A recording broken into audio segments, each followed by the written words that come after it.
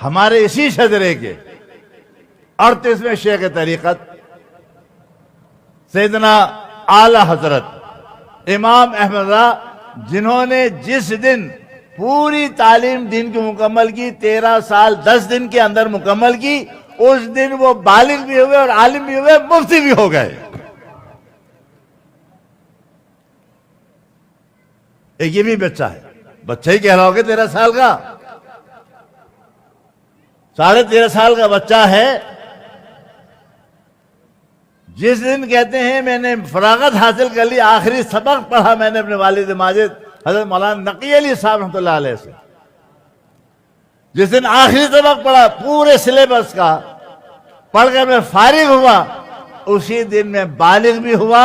اور اسی دن میرے والد نے مجھے استفتاء دیا کہ سر جواب لکھ، میں نے جواب بھی لکھ کے دے دیا ان کو۔